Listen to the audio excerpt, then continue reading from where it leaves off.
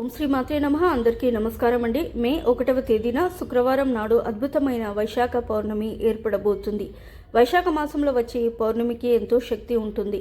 ఈ పౌర్ణమి శుక్రవారం రావడం ఇంకా విశేషం. కాబట్టి లక్ష్మీదేవి మీ ఇంట్లో తాండవించాలంటే ఈ పౌర్ణమి రోజున లక్ష్మీదేవిని పూజించి చిన్న చిన్న పరిహారాలు పాటిస్తే చాలు.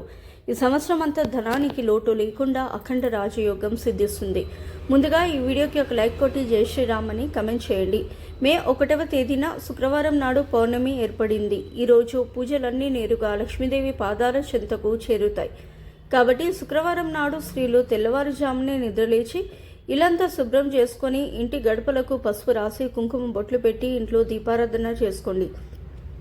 విశేషంగా ఈ పౌర్ణమి రోజున ఇంట్లో ఆవు పాలు పొంగించి ఆ పాలతో పరమాన్నం తయారు చేసి లక్ష్మీదేవికి నివేదించి దీపారాధన చేస్తే మీరు కోరిన కోరికలన్నీ ఖచ్చితంగా నెరవేరుతాయి. కాబట్టి మీ పూజ గదిలో ఉన్న లక్ష్మీదేవి చిత్రపటాన్ని గులాబీ పూలతో అలంకరించి లక్ష్మీదేవి పటం ముందు ఆవు నెయ్యితో దీపారాధన చేయండి. విశేషంగా శుక్రవారం కలిసి వచ్చిన ఈ పౌర్ణమి నాడు మీ పూజ గదిలో ఉప్పు దీపం వెలిగిస్తే విపరీతమైన ధనాకర్షణ పెరుగుతుంది. అలాగే అమ్మవారికి నైవేద్యంగా పాలతో చేసిన పరమాన్నం నివేదించండి. అయితే ఈ పరమాన్నం పైన ఖచ్చితంగా 2 తులసి దళాలు పెట్టుకోండి. అలాగే లక్ష్మీదేవికి తాంబూలం సమర్పించి నమస్కారం చేసుకోండి.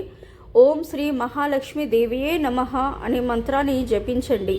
లక్ష్మీదేవికి హారతి కర్పూరం సమర్పించి 3 ప్రదక్షిణాలు చేసి మీ పూజను ముగించుకోండి. పూజ చివరిలో లక్ష్మీదేవికి కొబ్బరికాయను సమర్పించి నమస్కారం చేసుకోండి. ఈ విధంగా చాలా సులభంగా ఈ పౌర్ణమి రోజున ఇంట్లో లక్ష్మీదేవిని పూజించి అష్ట ఐశ్వర్యాలు సులభంగా పొందండి. ఇక ఆడవారు తప్పనిసరిగా పౌర్ణమి రోజున కాళ్ళకు పసుపు రాసుకొని పాపిట్లో కుంకుమ బొట్లు పెట్టుకోవాలి. అలాగే ఇంటి ముందు బియ్యం పిండితో ముగ్గు వేసి ముగ్గు పైన పసుపు కుంకుమలు వేయాలి.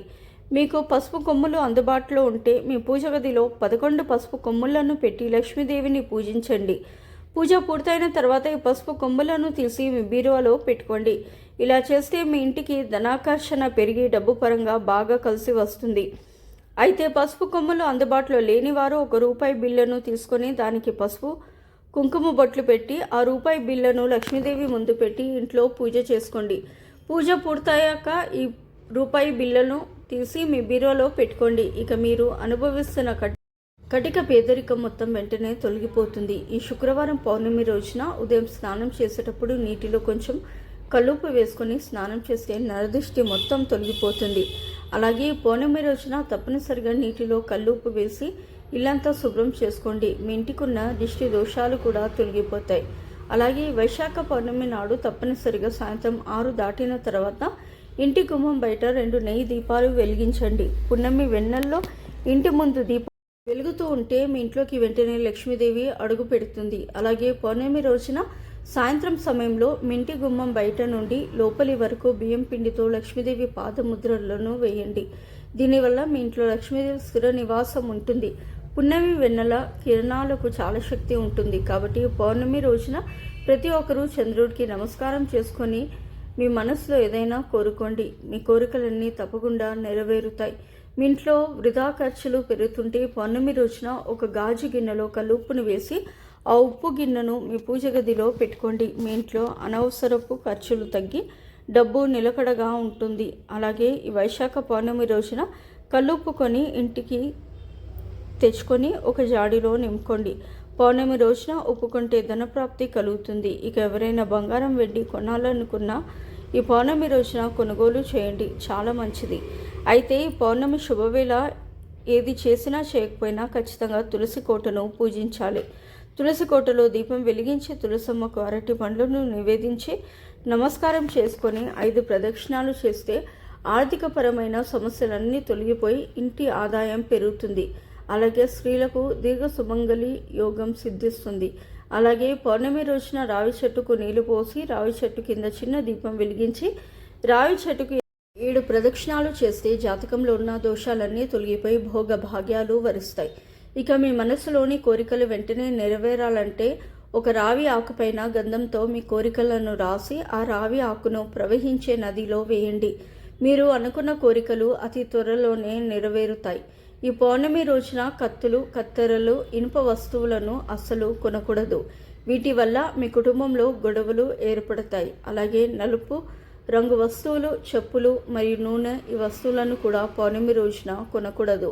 అనారోగ్య సమస్యలతో బాధపడేవారు ఈ పౌర్ణమి రోజున పాలతో పరమాన్నం వండి ఆ పరమాన్నాన్ని చంద్రకిరణాలు నేరుగా పడేలా కనీసం 2 గంటల పాటు ఉంచాలి. ఆ తర్వాత దాన్ని ప్రసాదంగా స్వీకరించాలి. చంద్రకిరణాల ద్వారా పాయసంలోకి ఔషధ శక్తులు వస్తాయి. దీనివల్ల అనారోగ్య సమస్యలన్నీ తొలగిపోయి మంచి ఆరోగ్యం లభిస్తుంది. సాధారణంగా ఇంటి గుమ్మానికి బంతిపూలు కడతాము, కానీ పౌర్ణమి రోజున సాయంత్రం సమయంలో చంద్రుడికి ప్రీతికరమైన తెల్ల గన్నేరు పూలు లేదా మల్లెపూలను మీ ఇంటి సింహ ద్వారానికి కట్టుకోండి. మీ ఇంటికున్న దిష్టి దోషాలు, నరదృష్టి ప్రభావం తొలగి మీ ఇంటికి మంచి రోజులు ప్రారంభమవుతాయి. అలాగే పౌర్ణమి రోజున ఒక బూడిద గుమ్మడికాయను తెచ్చుకొని గుమ్మడికాయను పసుపు రాసి కుంకుమ బొట్లు పెట్టి ఇంటి గుమ్మానికి కట్టుకోండి. ఇంటి పెద్దల ప్రభావం లేకుండా గుమ్మడికాయ మీ ఇంటిని రక్షిస్తుంది. అలాగే వైశాఖ పౌర్ణమి రోజున తప్పనిసరిగా మీ ఇంటి గుమ్మం బయట గంధంతో స్వస్తి గుర్తు వేయండి. పౌర్ణమి రోజున స్వస్తి గుర్తు వేస్తే మహాలక్ష్మీదేవి మీ ఇంట్లోకి ఆకర్షిస్తుంది. అలాగే మీ వంటగదిలో బియ్యం నిల్వ చేసే డబ్బా పైన కూడా గంధంతో స్వస్తి గుర్తు వేయండి. ఆహారానికి కొరత ఏర్పడకుండా ఉంటుంది. మీ పనుల్లో పదే ఆటంకాలు ఎదురవుతుంటే పౌర్ణమి రోజున గోమాతకు అరటి పండ్లు తినిపించండి. అలాగే ఈ రోజు తప్పనిసరిగా గోవుకు 3 ప్రదక్షిణాలు చేస్తే అష్ట ఐశ్వర్యాలు కలిసి వస్తాయి. ఎంతో శక్తివంతమైన వైశాఖ పౌర్ణమి నాడు మీ దగ్గరలో ఉన్న విష్ణుమూర్తి ఆలయానికి వెళ్ళి స్వామివారికి తులసి మాల సమర్పించండి. మీ కుటుంబంలో కష్టాలు ఏర్పడకుండా విష్ణుమూర్తి అనుగ్రహం మీ ఇంటిపై ఉంటుంది. అలాగే పౌర్ణమి నాడు రాత్రిపూట మీ ఇల్లంతా సాంబ్రాణి పొగ వేసుకోండి. మీ ఇంట్లో ఉన్న దరిద్ర దేవత బయటికి వెళ్ళిపోయి మీ ఇంట్లోకి ధనలక్ష్మీదేవి ప్రవేశిస్తుంది. ఈ పౌర్ణమి రోజున రాత్రి సమయంలో మన ఇంటి గుమ్మం ముందుకు లక్ష్మీదేవి వస్తుందట.